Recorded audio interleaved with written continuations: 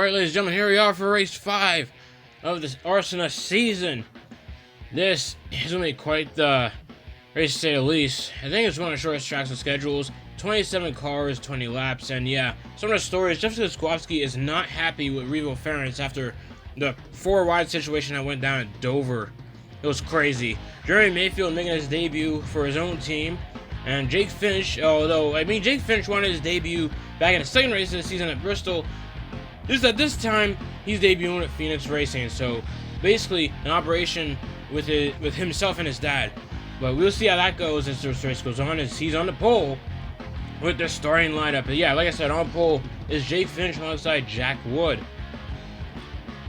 And behind them is Revo Ference and Jeremy Mayfield. I just mentioned Ference has a target on his back, though I'm not sure where Skowski is. Jordan Anderson making his debut for his own team alongside Patrick Emmerling. And we have Frankie Muniz alongside Christian Rose, AM Racing teammates on the same row.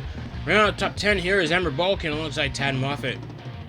Then we got Chris Wright alongside Ryan Roulette of Fast Track Racing. I think he's like the fast Track Racing car in the field right now. Josh Williams alongside Haley Deegan, the points leader. Then we got Corey Reaver alongside Jeff Skowski. So he's deep in the field, so doesn't have to deal with Revo Ference at least. Logan Bearden alongside the Intimidator, Timmy Hill. Marco Andretti alongside Dawson Cram. Josh Williams' teammate there. Chris Hacker alongside Greg Van Ulst. Also made his debut for Joey Gaze Racing. Camden Murphy for Textbook Motorsports alongside Natalie Decker. Josh Rayoon alongside Kyle C for Fast Track Racing. And then round out the field is Ed Pompa, but I think he's been dead last in at the start of every race so far. I could be wrong. I have to look back on that. Here is your point standings coming in this race. Yeah, Haley Deegan still their points leader. Only 8 points ahead of Frankie Muniz, though.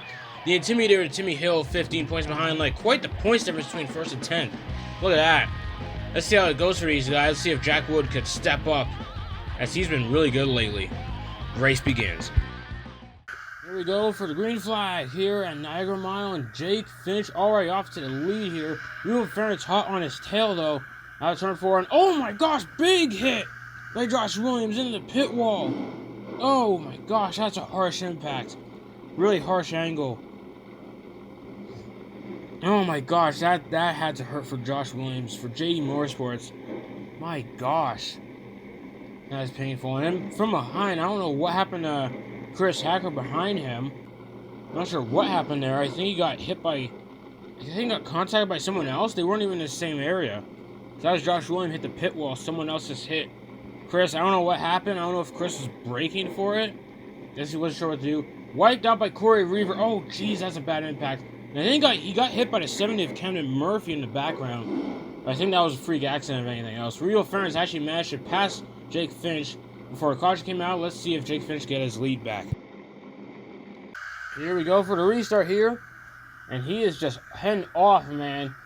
Many more laps to go. Jordan Anderson driving for himself. He is already battling for a lead here. He's gunning for Revo Ference. And they go. Oh, geez, he got nudged up by Frankie Muniz. Oh my gosh, Muniz hit the wall. Jordan Anderson loses a ton of spots. They're starting to reach lap traffic finally. Revo Ference in the lead right now. And oh, Natalie Decker hit the wall. And more contact with Kyle C. What is going on? Jake Finch. Oh my gosh. Frankie Muniz slams into him. That was such a... how do I explain that sequence of events? So much happened.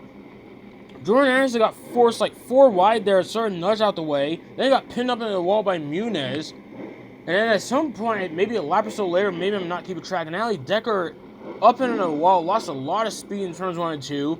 Kyle C got up into her, and then, I don't even know. Poor Jake Finch, man. On pole, gets wiped out here. I mean, at least he already won a race earlier this season, but it sucks, especially since he's part-time.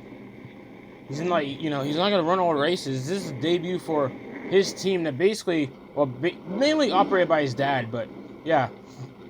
Someone owner-driver effort 50-50, and I don't even know what happened. I guess just Finch slowed down for whatever, maybe a bit too much, because Mayfield wound up taking him out. Pompa gets a free pass, and Kyle Sieg multiple laps down. Restart here, about 8 laps to go. Let's see how these guys fend off here. Ryan Roulette is in second from all that chaos. Look at him go. And Ryan Roulette does not get a good restart there. Chris Wright gets by him immediately. And Jack Wood, look at him go. Oh, he shuffled Revo Ference off the track. Oh my gosh. 3 wide into the line there. Now about 7 to go. And Kyle Sieg, just hit the wall coming into turn 3. What on earth? Jeremy Mayfield is catching Jack Wood now. Jack Wood's already won a race. And Jack Wood is passing people. Dawson Cram, Josh Ream go a lap down. Rule Ferris chases him down. And Reaver hits the wall hard. And Josh Ream just slammed into him late. Oh my gosh. So much going on. How do I explain that sequence of events? We're gonna have to look at what happened to Reaver. Did someone hit him, or I don't know. He just hit the wall out of turn 2, and then Josh Reum just slams into him late. That's not ideal. That really is not ideal at all. So let's see a restart, not the restart, the replay of this entire restart. Yeah, Ryan Roulette just slow on the restart, loses 2 spots pretty much. Ference gets sent up by Jack Wood. I'm surprised he didn't crash there. And look at him, and then Jack Wood just catch up traffic. Sieg just hit the wall there. I don't know what happened. And Jeremy Mayfield just trying to catch him. They're 3 wide all over the place, especially there. Mayfield got held up. Ference gets back to second. They're 3 wide all the way through. And I think this is where things go wrong. Oh my gosh, I think Reaver just lost it out too. And Josh Reum just nowhere to go. They're 3 wide. There's not enough room to be doing all that. And they were just multiple laps down. Tad Muff had to fix some damage there.